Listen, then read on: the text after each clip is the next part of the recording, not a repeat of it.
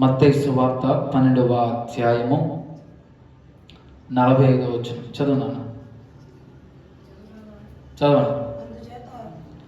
అందుచేత ఆ మనుష్యుని కడపటి స్థితి మొదటి స్థితి కంటే చెడ్డదగును, అలాగే ఈ దుష్టతరము వారికి సంభవించుననెను.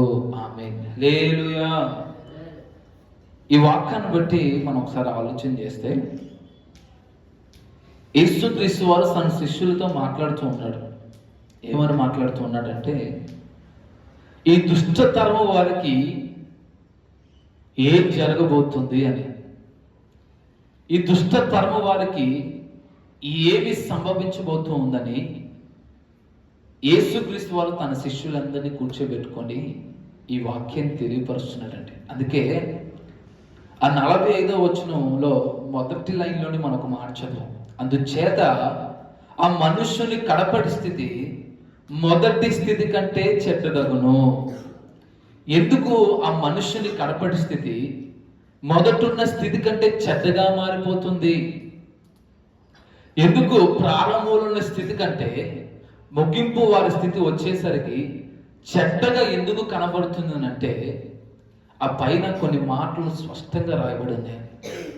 43వ వచనం చదవండి ఒకసారి.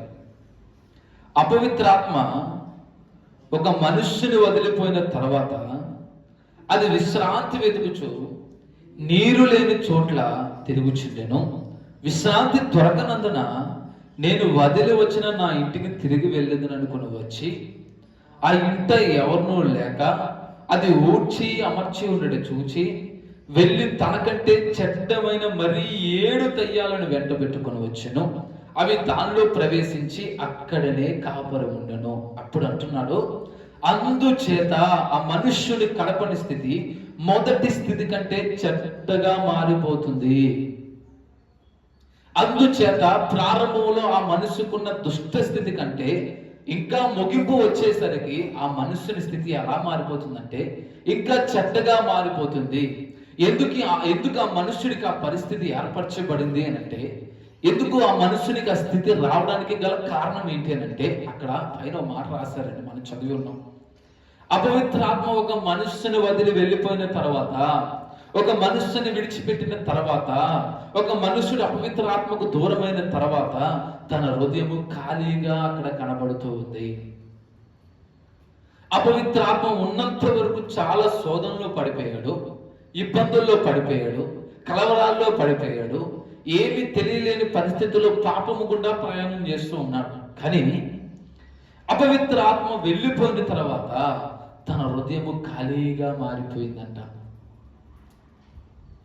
హృదయము ఊర్చి అమర్చి ఉండడు చేత అపవిత్రాత్మ వెళ్ళిపోయిన తర్వాత ఎక్కడైతే నీరు లేని చోటుందో, ఎక్కడైతే తనకు ఇష్టానుసరమైన చోటుందో అని చెప్పి ఆ అపవిత్రాత్మ తిరుగులాడుతుందంట. కానీ ఎక్కడ కూడా తనకి చోటు దొరకలేదు.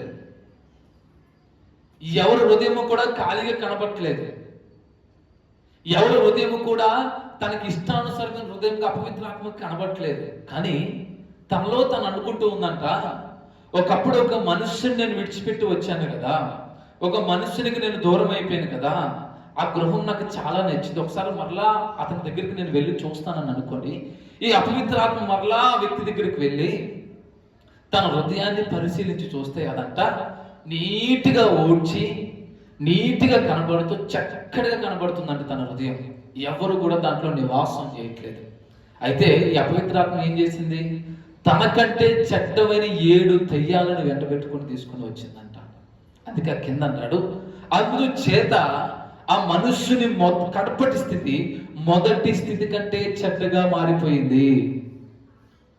ప్రారంభంలోనే బాగున్నావు, ఒక దయ్యంతోనే, ఒక అపవిత్ర ఆత్మతోనే పీడించబడేటాడు. కానీ ఎప్పుడైతే తన హృదయము ఖాళీగా ఉందో, ఎప్పుడైతే తన హృదయము తన జీవితము ఖాళీగా ఉందో, అటు దేవునికి చోటు ఇవ్వక ఇటు సాతానికి చోటు ఇవ్వకుండా ఎప్పుడైతే ఆ మధ్యలో బ్రతుకుతున్నాడో, నిలువెచ్చని స్థితిలో బ్రతుకుతున్నాడో, కొంత లోకానికి కొంత దేవునికి ఇస్తూ ఖాళీగా తన హృదయాన్ని ఎలాగైతే ఉంచుకున్నాడో, ఆ మనుష్యుడి కడపడి స్థితి ఎలా మారిపోయిందంటే, తనకంటే చెడ్డవని 7 దయ్యాలను తీసుకొని వచ్చి మరలా అది అక్కడే నివాసం చేసిందంట.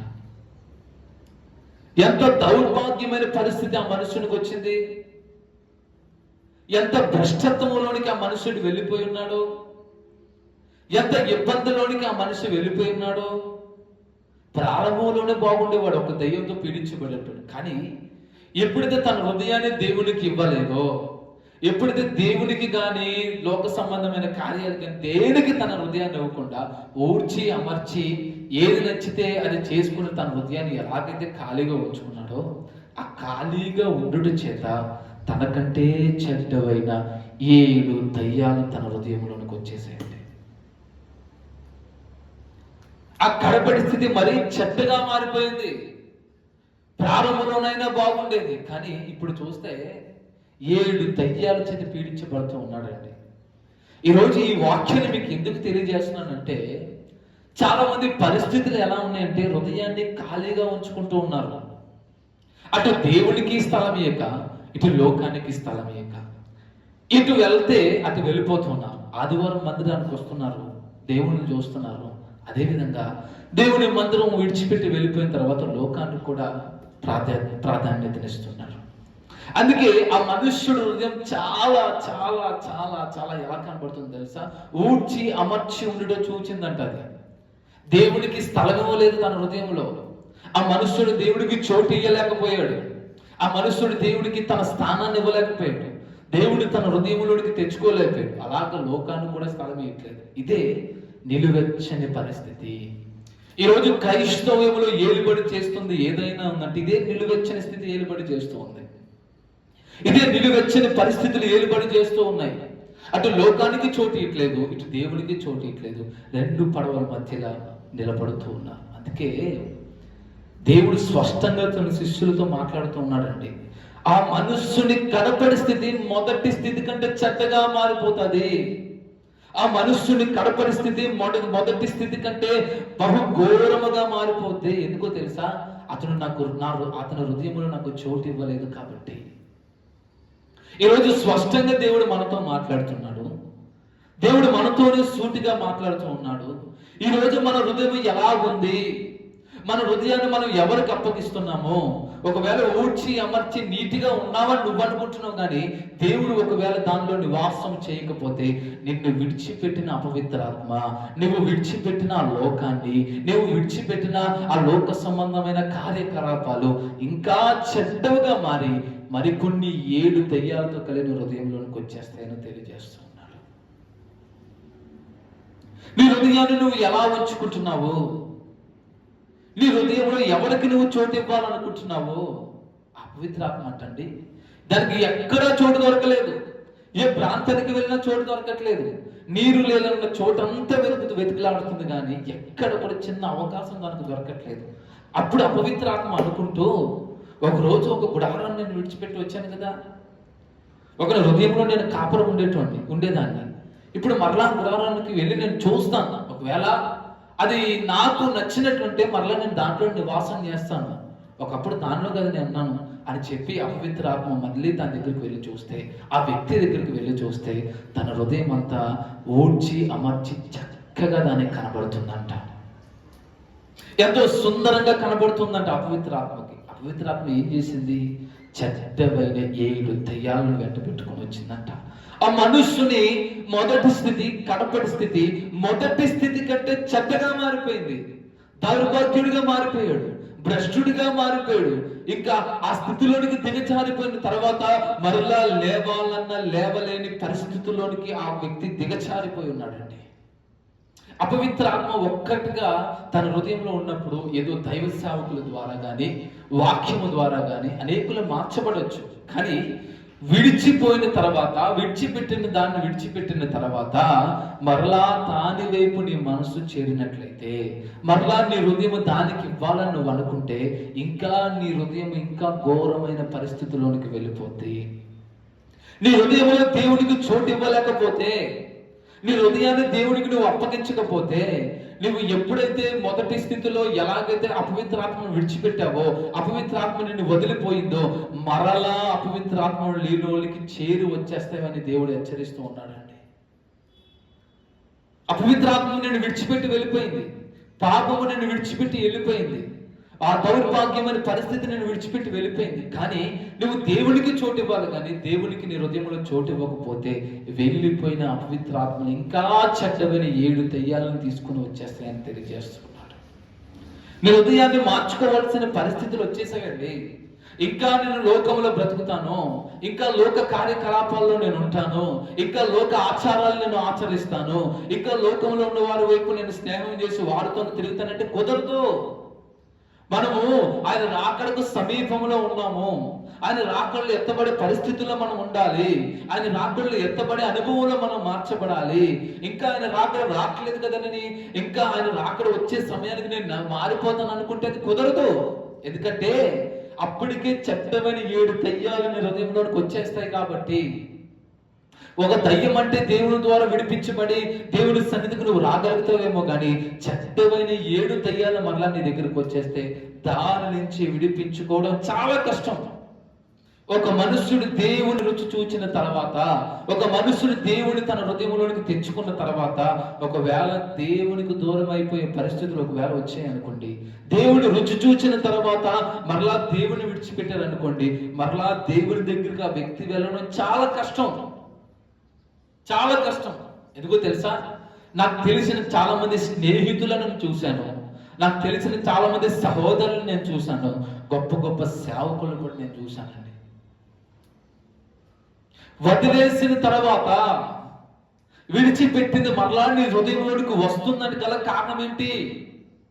నేను వదిలి వెళ్ళిపోయిన అపవిత్రాత్మ మరలా నీ హృదయంలోనికి రావాలని ఆశపడుతుంది అని అంటే, ఇంకా చెడ్డగా నీ హృదయాన్ని మార్చడానికి ఆ అపవిత్రాత్మ ప్రయత్నం చేస్తుందంటే గల కారణం ఏంటి తెలుసా? నీ హృదయంలో దేవునికి నువ్వు చోటు ఇవ్వలేకపోతూ ఉన్నావు. నీ హృదయంలో దేవునికి నువ్వు స్థానాన్ని ఇవ్వలేకపోతూ ఉన్నావు. నీ హృదయాన్ని నువ్వు దేవునికి అప్పగించుకోలేకపోతున్నావు. అందుకే ఇంకా నీ హృదయము చెడ్డగా మారిపోతుంది, కానీ ఎక్కడ కూడా నువ్వు దేవునిలో ఎక్కడ ఎదగలేకపోతూ ఉన్నావు. ఈ అంత్య దినాల్లో మనకు కావాల్సింది ఏంటో తెలుసా? దేవుడు మనకు కావాలి, దైవ భక్తి మనకు కావాలి, దేవుడిగా సాంగత్యం మనకు కావాలి, దేవుడికి మన హృదయం ఇవ్వాలి. నువ్వు హృదయం ఇవ్వలేని పరిస్థితుల్లో ఉంటే ప్రభు రాకడకు నువ్వు ఎలా ఎత్తబెడతావు? ప్రభు రాకడలో నువ్వు ఎలా ఎత్తబడి అనుభవంలోనికి వెళ్తావు? ప్రభు రాకడలో ఆయన నిన్ను ఎలాగ తీసుకుని వెళ్తాడో? ఈరోజు చాలా మంది పరిస్థితులు ఇలానే ఉన్నాయండి. చాలా మంది క్రైస్తవులని పేరు చెప్పుకొని తిరుగుతున్నారే కానీ, తిరుగులాడుతున్నారే కానీ తన హృదయాన్ని దేవునికి ఇవ్వలేకపోతున్నారు. హృదయాన్ని ఖాళీగా ఉంచుకోవడానికన్నా ఆశపడుతూ ఉన్నారు, కానీ తన హృదయాన్ని పూర్తిగా దేవునికి అప్పగించుకోలేకపోతున్నారు.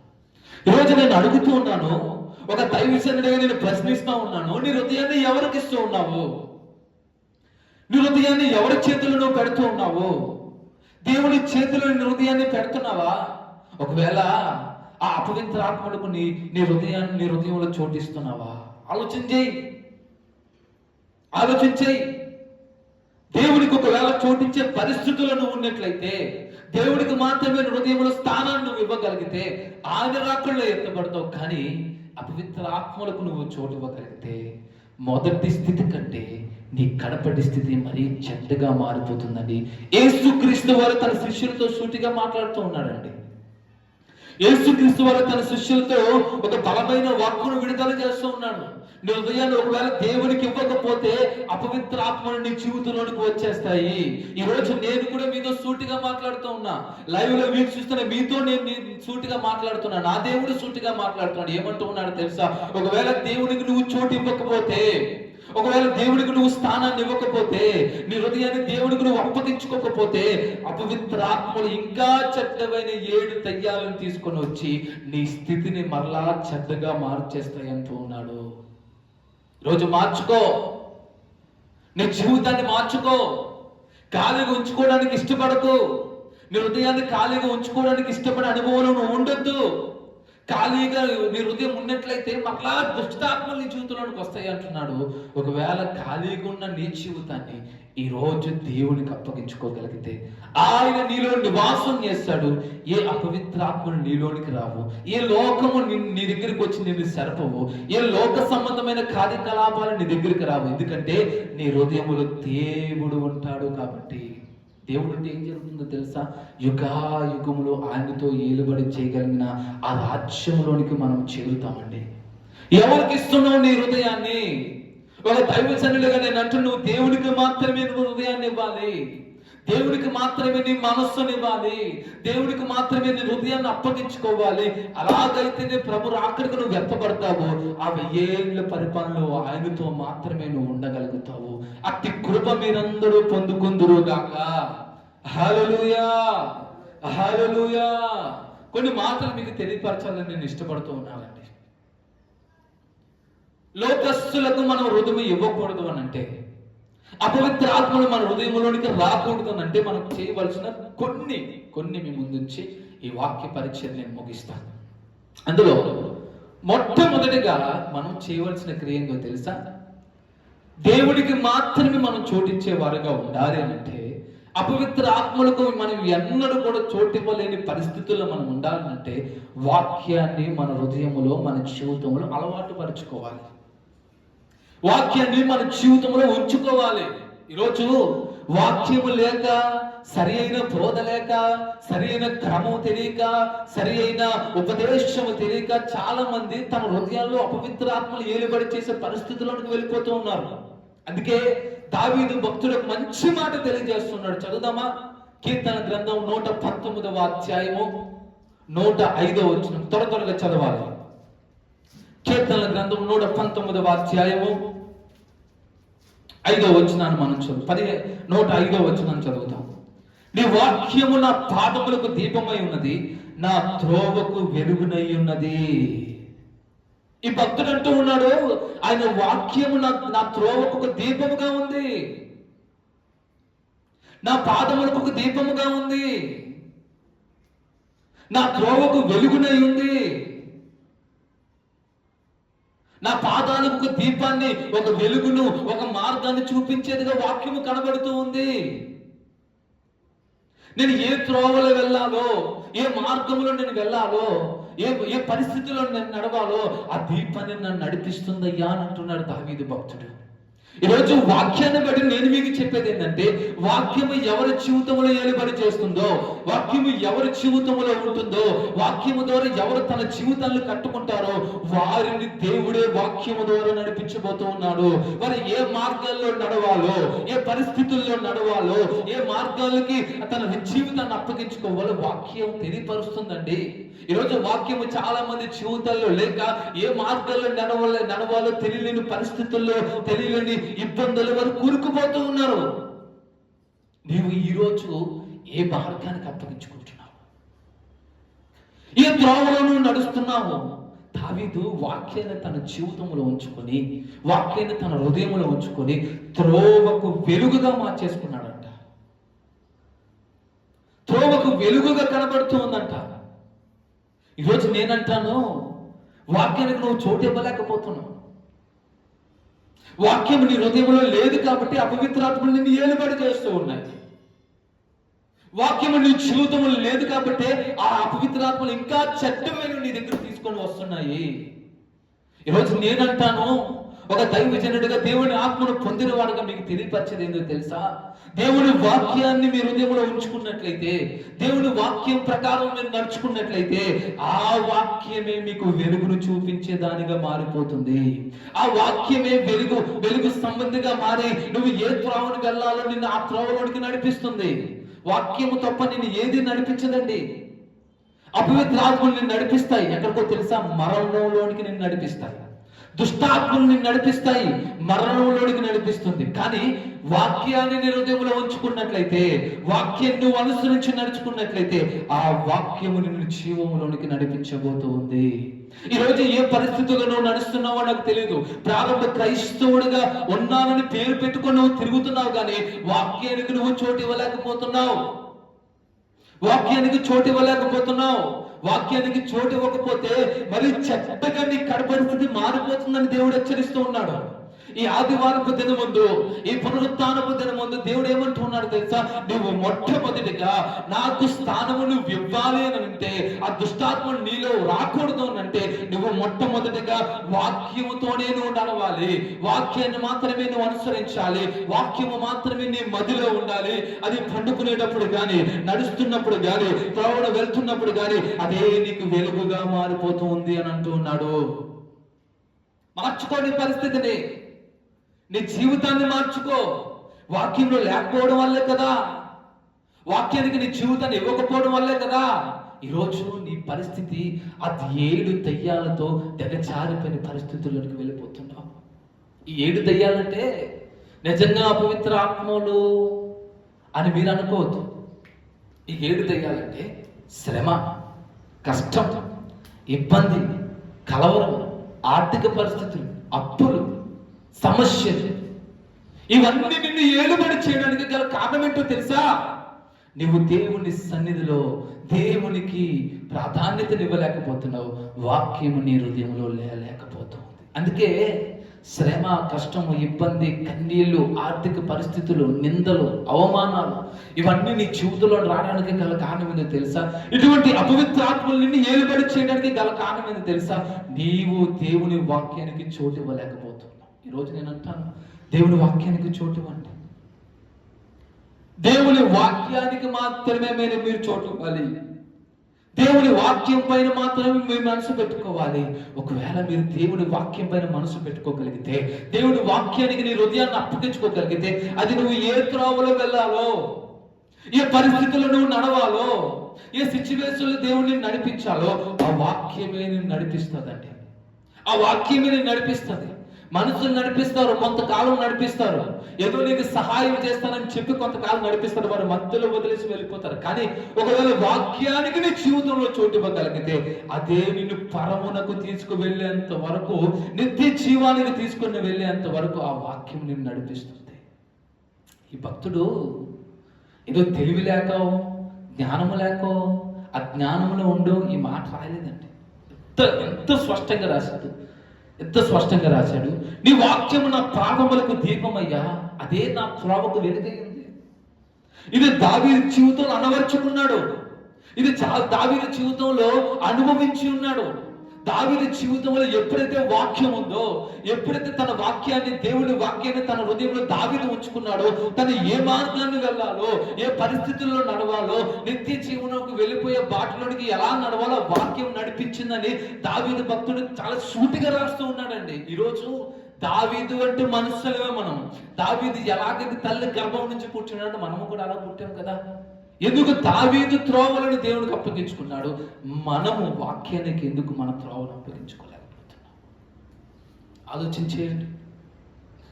మీ కుటుంబాలే కానీ, మీ పరిస్థితులే కానీ, మీ సిచ్యువేషన్లే కానీ దిగజారిపోయిన పరిస్థితుల్లోకి వెళ్ళిపోవడానికి గల ప్రాముఖ్యమైన కారణం ఏంటి? ఆ చట్టమైన 7 దయ్యాలు నీలో ఇంకా ఇంకా నివాసం చేసి నేను రోజు రోజుకి చెడ్డవారిగా, చెడ్డదానిగా, ఆ వ్యక్తమైన ఆలోచనలోనికి తీసుకువెళ్ళడానికి గల కారణం ఏంటో తెలుసా? నువ్వు వాక్యానికి చోటు ఇవ్వలేకపోతున్నావు. నువ్వు వాక్యానికి చోటిచ్చే అనుభవాలకి ఎప్పుడో దూరం అయిపోయావు. వాక్యానికి నువ్వు చోటు ఇవ్వట్లేదు. ఏదో ఆదివారం దేవుని మందిరానికి వస్తున్నాను, ఏదో ఆదివారం దేవుణ్ణి ఆరాధిస్తున్నాను, ఏదో ఆదివారం దేవుని సన్నిధిలో ఆ దైవ సేవకులకు కనబడుతున్నానని మనం చెప్పుకుంటున్నాము. కానీ అది కాదండి నిజమైన దేవుడికి మన హృదయంలో స్థానం ఇవ్వడం అంటే. దేవుడికి మన హృదయంలో స్థానం ఇవ్వాలంటే మొదటిగా వాక్యాన్ని హృదయంలో ఉంచుకోవాలి. ఎలా ఉంచుకోవాలి? ప్రతి ఉదయం సాయంత్రం వాక్యాన్ని నువ్వు ధ్యానించాలి. ప్రతి ఉదయం సాయంత్రం వాక్యం పైన నువ్వు మనస్సు పెట్టుకోవాలి. ప్రతి ఉదయం సాయంత్రం వాక్యముతోనే నీ జీవితాన్ని ప్రారంభించాలి. ప్రతి వేకున వాక్యంతో నువ్వు నీ జీవితాన్ని ప్రారంభించాలి. ప్రతి సాయంత్రం ముగించి పండుకునే ముందు కూడా వాక్యాన్ని నువ్వు ధ్యానించాలి. అలాగైతేనే ఆ చెడ్డమైన 7 దయ్యాలు, ఆ చెడ్డమైన దయ్యం నేను విడిచిపెట్టి వెళ్ళిపోయింది కదా, అవి ఇంకా 7 దయ్యాలు తీసుకొని రాకుండా ఉండాలి అని అంటే నువ్వు కంపల్సరిగా వాక్యం నీ జీవితంలో ఉంచుకోవాలి. వాక్యం లేకపోతే కష్టం అండి. వాక్యము నీ జీవితంలో లేకపోతే ఆ సాతాన్ని నువ్వు ఎదిరించలేవు. వాక్యము నీ జీవితంలో అనుపరుచుకోకపోతే, అలవాటు చేసుకోకపోతే, ప్రతి ఉదయం సాయంత్రం దేవుడి వాక్యం నువ్వు ధ్యానించకపోతే ఆ పరమునకు నువ్వు ఎలా చేరగలుగుతావు? ఆ పరమునకు నువ్వు ఎలా చేరగలుగుతావు? లోకం నుంచి నువ్వు ఎలా తప్పించుకోగలుగుతావు? లోక ఆచారాల నుంచి, ఆడంబరాల నుంచి, లోకపు వైభవాల నుంచి నువ్వు ఎలా ఆ తప్పించుకునే పరిస్థితుల్లోకి వెళ్తావు? వాక్యం లేకపోతే కష్టం అంటే.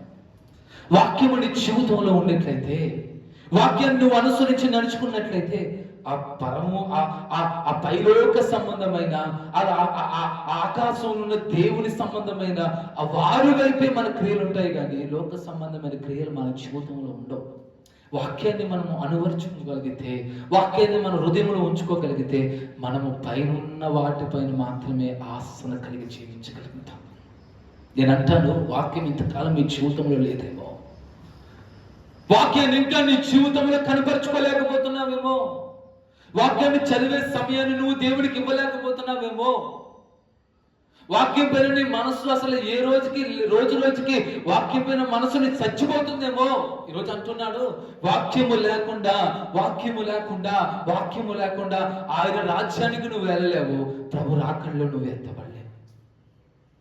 మన ఆశ, మన ధ్యాస, మనకున్న గోలేంది, మన గమ్యం ఏంటి?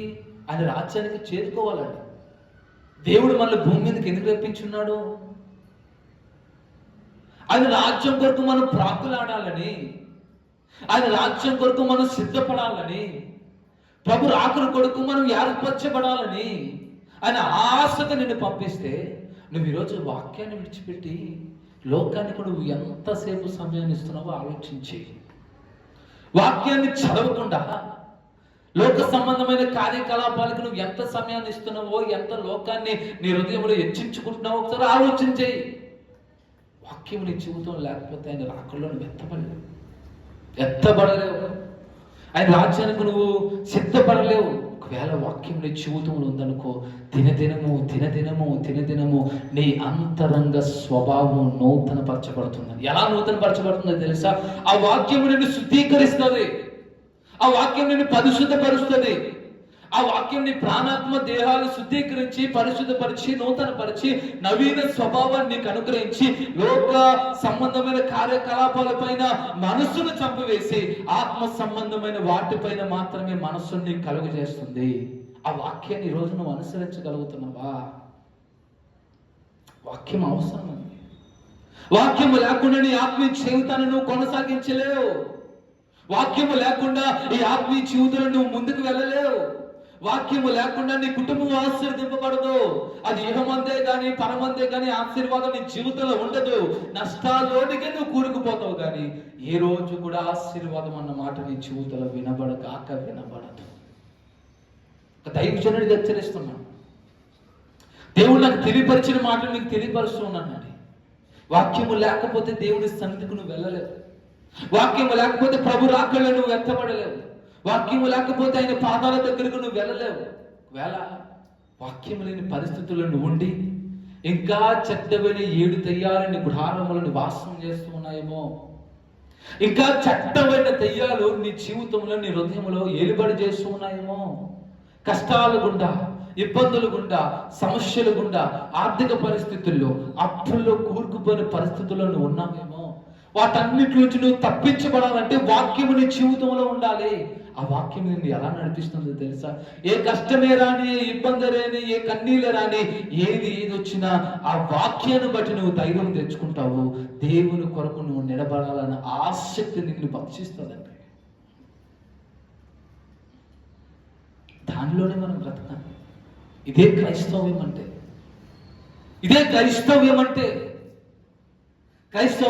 దేవుడి సన్నిధికి రావడం కాదండి. క్రైస్తవ్యం అంటే దేవుడి సన్నిధికి వచ్చి పాట పాడడం కాదు.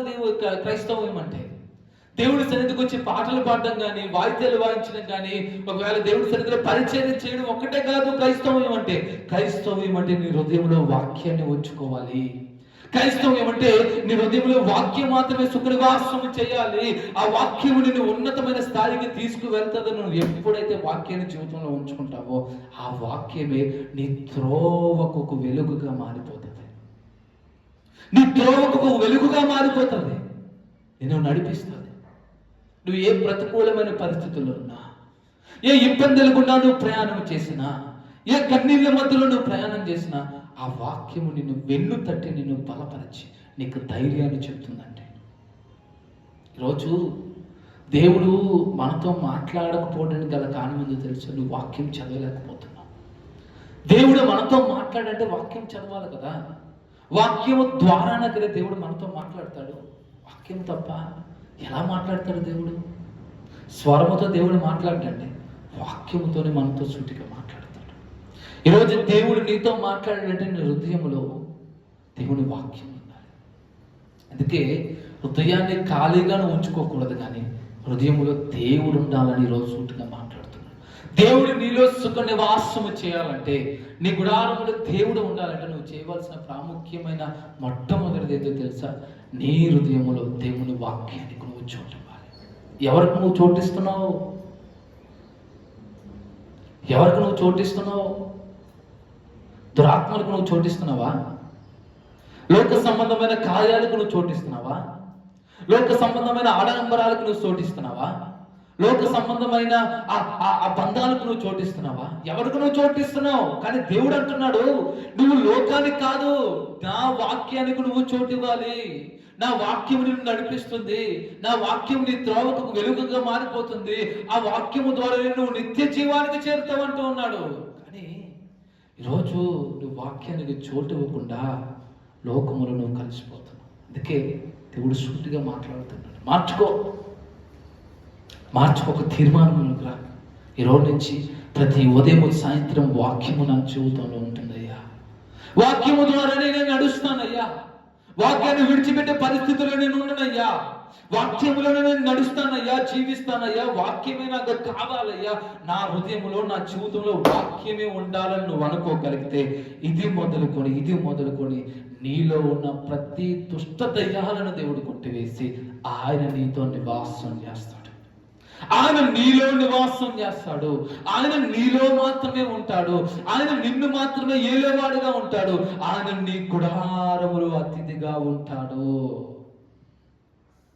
అందుకే కీర్తనకారుడు ఒక మాట అంటాడు, యెహోవా నీ సన్నిధిలో నీ గుడారములో అతిథిగా ఉండదగిన వాడెవడు?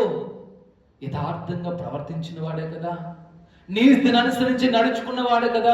అట్టి వారి ఎందే కదయ్యా నీ మనస్సును ఉంచుతావు. అట్టి వారి పైన కదయ్యా నీ మనస్సును వారికి అప్పగిస్తావు. వారి గుడారాలను నివాసం చేస్తావు అని కీర్తనకారుడు చాలా స్పష్టంగా మాట్లాడుతూ ఉన్నాడండి. నేను అంటాను, వాక్యము లేకుండా ఆయన రాజ్యానికి వెళ్ళిపోతావు అని అనుకుంటే భ్రమ. ప్రార్థన చేస్తున్నావు, ఓకే, ఉదయం సాయంత్రం ప్రార్థన చేస్తున్నావు, కానీ వాక్యం చదవకపోతే నువ్వు దేవుడితో మాట్లాడుతున్నావు, నీ సమస్య చెప్తున్నావు, నీ ఇబ్బంది చెప్తున్నావు, నీ కలవరం చెప్తున్నావు, అన్ని చెప్తున్నావు, అంతా బాగానే ఉంది. కానీ దేవుడు నీతో మాట్లాడాలి కదా. దేవుడు ఎలా మాట్లాడతాడు? స్వరంతో మాట్లాడతాడా? వాక్యముతో దేవుడు మాట్లాడతాడు. వాక్యాన్ని బట్టి మాట్లాడతాడు. అందుకే ప్రార్థన అయిపోయిన తర్వాత వెంటనే దేవుని వాక్యం తీసి నువ్వు చదవాలి. ప్రార్థన ముగించుకున్న తర్వాత దేవుని వాక్యానికి నువ్వు సమయాన్ని ఇవ్వాలి. ప్రార్థన అయిపోగానే వెంటనే దేవుడు నాతో ఈరోజు ఏం మాట్లాడుతున్నాడు, ఏ వాక్యాన్ని నాకు తెలియపరుస్తున్నాడు, ఏ ఆధారంతో కూడిన మాటలతో నాతో మాట్లాడబోతున్నాడు అని నువ్వు వాక్యం చదవగలిగితే అప్పుడు దేవుడు నీతో సూటిగా మాట్లాడతాడు. ఆ వాక్యం ఏం చేస్తుందో తెలుసా? నీకు ఒక మార్గాన్ని చూపిస్తుంది. నీ మార్గానికి ఒక వెలుగును అనుగ్రహిస్తుంది. నువ్వు ఏ త్రోవలో వెళ్ళాలన్నా, ఏ త్రోవలో నువ్వు నడిపించబడాలన్నా ఆ వాక్యం నేను నడిపిస్తుంది. అందుకే కదా దేవుడు వాక్యాన్ని నియమించాడు. భక్తులు 1600 సంవత్సరాలు కష్టపడి కన్నీళ్లు కార్చి ఇబ్బందులు పడి ఈ వాక్యాన్ని ఎందుకు తయారు చేశాడో తెలుసా? దేవుడు మీతో మాట్లాడాలని, దేవుడు మీతో సూటిగా ముచ్చటించాలని. నేను అంటాను, ఇక మీదట ప్రార్థనతోనే ఆగిపోయిన పరిస్థితుల్లో నువ్వు ఉన్నావేమో, వాక్యము కూడా నీ జీవితంలో ఉండాలి. ప్రార్థన చేసిన వెంటనే దేవుని వాక్యానికి నువ్వు చోటునివ్వాలి. ప్రార్థన అయిపోయిన వెంటనే దేవుని వాక్యాన్ని తెరిచి ఈరోజు నా దేవుడు నాతో ఏం మాట్లాడబోతున్నాడు, నేను ఏ త్రోవలో నడవాలి, ఏ మార్గంలో నేను నడవాలి, దేవుడు ఎలా మాట్లాడతాడని నువ్వు ఆశతో దేవుని వాక్యం చదువుతూ చూడు. అప్పుడు దేవుడు నీతోనే స్పష్టంగా మాట్లాడతాడండి. ఎలా తెలుస్తుందో తెలుసా? ఆ వాక్యం సూటిగా మన హృదయాలను తడుతుంది. అది నీ పరిస్థితులకు అనుకూలమైన వాక్యమే దేవుడు ఇస్తాడు. ఎందుకో తెలుసా? అదే దేవుడు నీతో మాట్లాడటం. దేవుడు ఎలా మాట్లాడతాడో తెలుసా? నువ్వు ప్రార్థన చేసి వచ్చి ఏం మాట్లాడతావు అన్న వాక్యం చదివినప్పుడు దేవుడు మన పరిస్థితులకి తగినట్లుగా, మన సిచ్యువేషన్కి తగినట్లుగా, మన ప్రతికూలమైన పరిస్థితులకు తగినట్లుగా సూటిగా మాట్లాడతాడండి. ఆ వాక్యం ద్వారా మనం ధైర్యపరచబడతాం. ఒకవేళ ధైర్యం లేని నిరుత్సాహమైన పరిస్థితుల్లో నువ్వు ఉన్నట్లయితే, ఈరోజు లైవ్ వీక్షిస్తూ ధైర్యం లేని కన్నీళ్ళ మధ్యలో నువ్వు ఉన్నట్లయితే వాక్యానికి నువ్వు చోటు ఇవ్వాలండి. బిడ్డలారా, నువ్వు భ్రష్టత్వంలోనికి వెళ్ళిపోవడానికి, దేవునికి దూరం అయిపోవడానికి గల కారణం ఏంటి? ఆ 7 చెడ్డ దయ్యాలు నీ గుడారంలో నివాసం చేయడానికి గల కారణం ఏంటి? వాక్యానికి నువ్వు చోటు ఇవ్వలేకపోతున్నావు కదా, వాక్యానికి నువ్వు స్థానాన్ని ఇవ్వలేకపోతున్నావు కదా, దేవునికి నువ్వు నీ హృదయాన్ని అప్పగించుకోలేకపోతున్నావు కదా. ఈరోజు అంటున్నాడు, దేవుడు నీ హృదయంలో నివాసం చేయాలనంటే మొట్టమొదటిగా వాక్యము నీ గుడారంలో ఉండాలి. నీ గుడారం అంటే నీ మనస్సు. ఎప్పుడైతే వాక్యము నీ గుడారంలో ఉంటుందో, ఎప్పుడైతే నీ గుడారంలో వాక్యాన్ని వనపరుచుకోగలుగుతావో, వాక్యముతోనే నువ్వు నడుచుకుంటావో, వాక్యాన్ని నీ జీవితంలో ఎప్పుడైతే నీ స్వీకరిస్తావో, అప్పుడు అంటున్నాడు ఆ వాక్యము నీ పాదాలకు వెలుగుగా మారిపోతే నీ త్రోవకు దీపముగా దేవుడు మార్చేస్తూ ఉన్నాడు అంటూ ఉన్నాడు. ఈరోజు ఆ పరిస్థితి నీకు రావాలి అని అంటే, ఆ పరిస్థితి నీ త్రోవకు దేవుడే వెలుగై ఉండాలి అని అంటే, వాక్యాన్ని నీ జీవితంలో ఉంచుకోగలిగితే నిశ్చయముగా దేవుడు మిమ్మల్ని గొప్ప కనపరిచి ఒక ఉన్నతమైన స్థానానికి తీసుకుని వెళ్ళి ఆయన మీ గుడారాల్లో, మీ జీవితాల్లో ఒక నివాసము చేయను గాక. హల్లెలూయా, హల్లెలూయా. ఈరోజు దేవుడు ఎందుకు చాలా స్పష్టంగా మనతో మాట్లాడుతూ ఉన్నాడండి. ఎందుకో తెలుసా? చాలా మంది జీవితాల్లో వాక్యం కరువైపోతుంది. వాక్యం లేని పరిస్థితుల్లో ఉన్నారు. ప్రార్థన చేస్తున్నారు, బాగానే ఉంది. ప్రార్థన ఒకటే సరిపోతా? ప్రార్థన ఒకటే ఈ ఆత్మీయ జీవితంలో సరిపోదండి. నిన్ను ముందుకు తీసుకువెళ్ళాలి అంటే ఈ 2 నీ జీవితంలో ఉండాలి. ఈ 2 నీ జీవితంలో ఉండాలి. అందుకే మేము సాయంకాల కూటాలు పెట్టడానికి గల ప్రాముఖ్యమైన కారణం ఏంటంటే, చాలా మంది ఏం చేస్తున్నారంటే ప్రార్థన చేసి మాత్రమే ఊరుకుంటున్నారు. అందుకే చివరిలో ఒక 10-15 నిమిషాలు దేవుని వాక్యాన్ని అందించడం జరుగుతుంది. ప్రార్థన అంతా అయిపోయిన తర్వాత దేవుడు ఏం మాట్లాడుతున్నాడో అని చెప్పి దేవుడి ద్వారా నేను పొందుకొని నా ద్వారా మీకు ఒక వాక్యాన్ని తెలియపరుస్తూ ఉన్నాను. అందుకే ఈ 2 కూడా మన జీవితంలో సమానంగా ఉండాలండి. ఈ 2 నువ్వు బ్యాలెన్సింగ్ చేయాలి. ప్రార్థన ఎంత నీ జీవితంలో ఉందో వాక్యము కూడా అలానే నీ జీవితంలో ఉండాలి. నువ్వు ఎన్ని గంటలైతే ప్రార్థన చేస్తున్నావు అన్ని గంటలు దేవుని సన్నిధిలో నువ్వు వాక్యాన్ని చదవాలి. ఇలా నువ్వు చేసి చూడు, ఏ అపవిత్రాత్మ అయితే నిన్ను పీడిస్తుందో, ఏ దురాత్మత నిన్ను పీడిస్తుందో, ఏ ఇబ్బంది అయితే నిన్ను పీడిస్తుందో, ఆ ఇబ్బందులన్నిటిలోంచి దేవుడు నిన్ను విడిపిస్తాడు. ఆ అంధకార దురాత్మ శక్తులన్నిటిలోంచి దేవుడు నిన్ను విడిపిస్తాడు. విడిపించి దేవుడు నీ గుడారంలో నివాసం చేస్తాడు. ఆయన వాక్యము ద్వారా నీకు త్రోవకు వెలుగు కనబడుతుంది. ఇవి నువ్వు అనుసరించి నడుచుకోగలిగితే నిశ్చయంగా ఈ రోజు నుంచి మీ జీవితాన్ని దేవుడు మార్చబోతున్నాడు. వాక్యముతో మిమ్మల్ని నడిపించబోతున్నాడు. ఆయనే ఒక వెలుగై నీ జీవితంలో నివాసం చేసి నీ గుడారంలో ఉండి నీ హృదయంలో ఉండి నేను గొప్ప చేసి కనపరిచి ఉన్నతమైన శిఖరానికి ఎక్కించును గాక. ఆమె